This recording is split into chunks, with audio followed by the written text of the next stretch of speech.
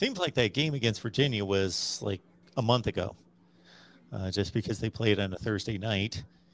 And unfortunately, with the final result, it was for all to see. They had the college football stage to themselves. We don't have to go through the entire game, although there will be certain points that will be brought up, of course, and into the live chat that will bring us back to the game against the Cavaliers. We set it up fairly well, I believe, right here in regards to the strengths and the weaknesses of both teams.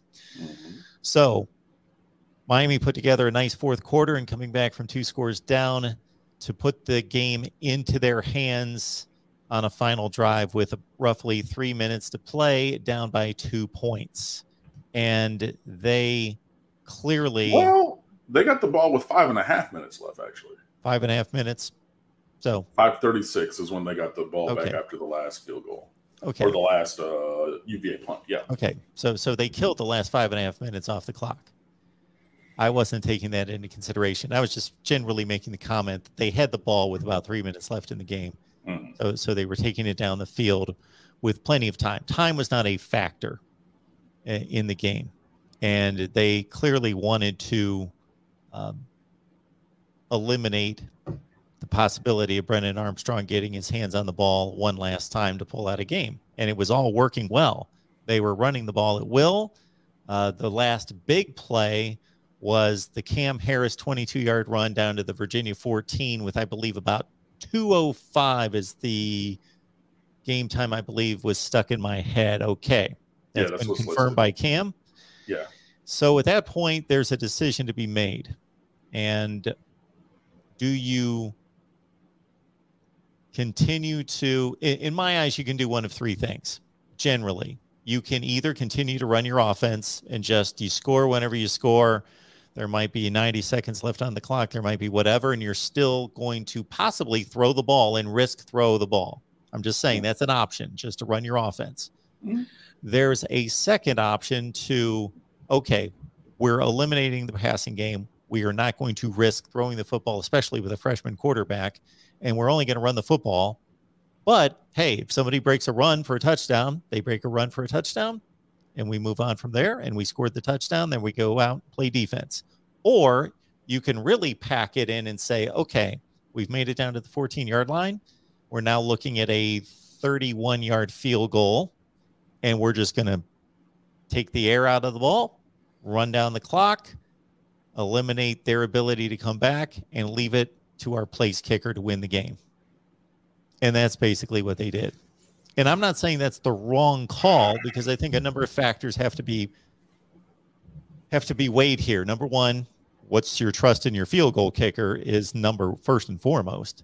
Number 2 is what is your faith in your ball security if you either run your offense completely or at least just run the football.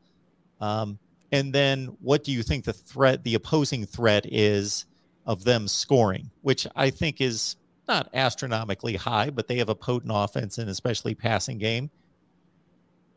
So I think once it goes awry, of course, the fan bases jump on, well, we did the wrong thing. We should have been aggressive. We should have scored the touchdown. The one thing you can control under the approach that they took is the clock. You can run it down to basically 0, end the game, versus just scoring at whatever time. There could be 50 seconds left in the game. There could be whatever left in the game. You score, and Virginia then has the opportunity to come back and win the game. So just wanted to set up at least how I look at the situation against Virginia. Yeah, and, I think that those are 3 proper scenarios that you have. So what I think they did is kind of like 2.5-ish, where they tried to run something, tried to have a running play crease them. Again, because we'd had success running the ball on that drive and the running. But so that's an element of your second scheme, if you will, your second scenario of run the ball, try to score, right? But where I say it's 2.5 is it's kind of between 2 and 3, because they called some of the worst running plays in the playbook and plays that had not been successful all day that were more or less dive up the middle and see if they're going to resist it or not.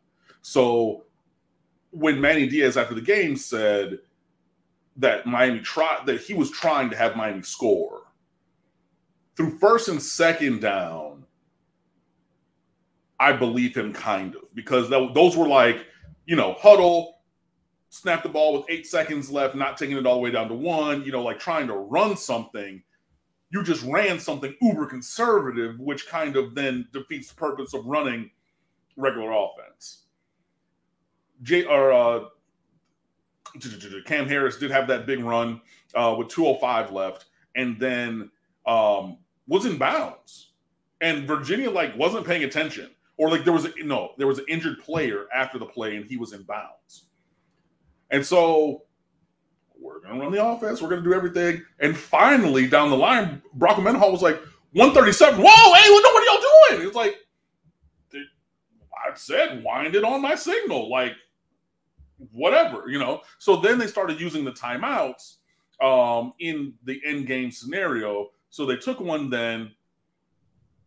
Yeah, they took one after or before first down. They took one before second down.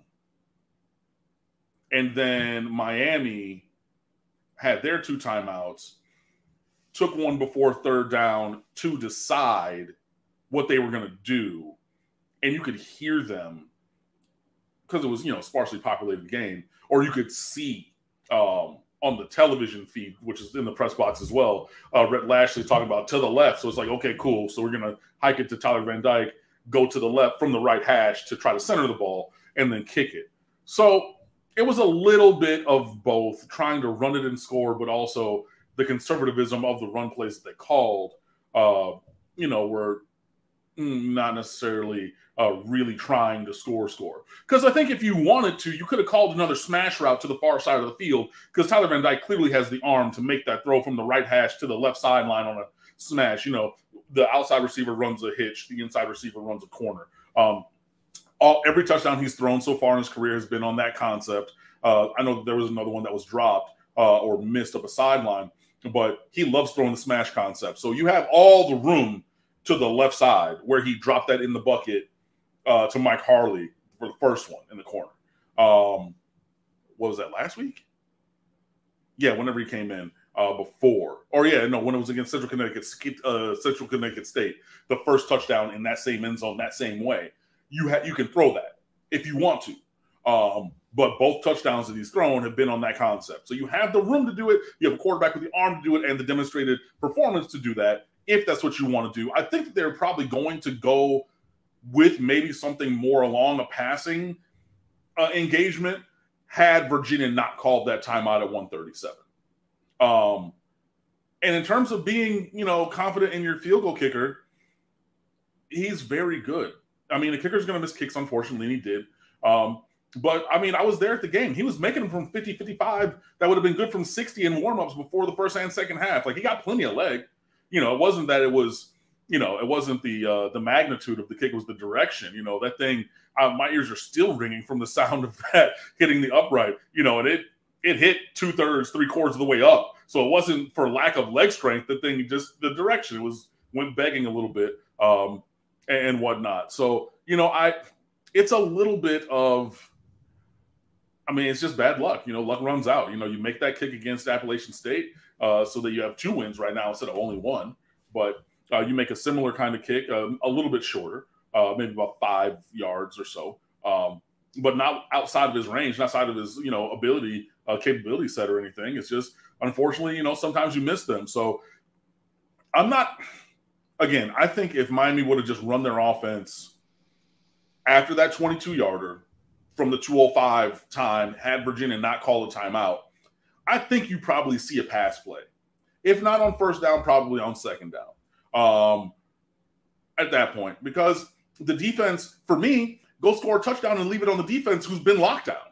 It took a while for them to get there, but, if I have to choose one, myself personally, I would like to go score that touchdown and then have the defense go eat, because the defense was balling. in that, especially in that fourth quarter and everything. So yeah, sometimes, unfortunately, sometimes you miss kicks. Florida State fans know that all too well because they might have 2, 3, 4, 5, 7 more national championships if they could have hit a kick against Miami ever. And unfortunately, we were on the other side of that. But yeah, it's just 2 and 3 on the season, not great. I was just curious as to whether you had an issue with the strategy.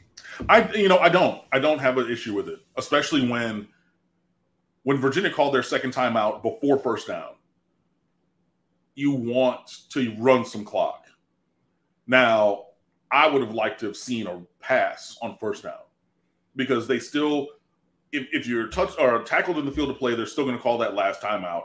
If it's incomplete because you want to throw maybe that smash route to the corner that's either going to be a touchdown or incomplete, so you still have the ball, then you still have the ability to run on second down, and they're going to use their third and final timeout.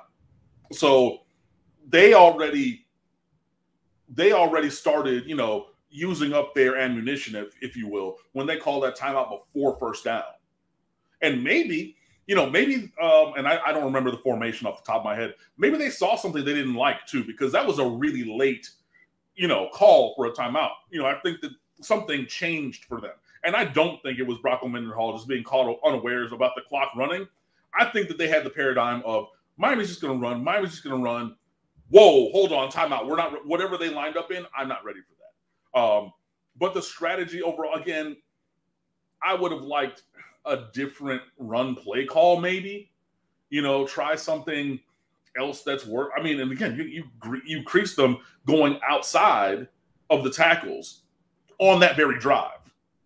So then why are we going to run 34 dive up the middle just to run into a massive humanity over by 91 Mandy Alonso, who went to Gulliver Prep and had 2.5, 3, 4, whatever sacks and all these pressures, couldn't block 91 for Virginia, fifth-year senior guy who we never even looked at, but he goes there, develops down the line. You saw the impact that he had in the game. So all of a sudden, instead of running away from him, we're going to say, cool, we're going to target 91 in the run game, and we haven't been able to block him all day. That I have a problem with. I don't have a problem with the call to run it. I have a problem with the calls that they used in the run game. It's a good point. Yeah, he was a monster.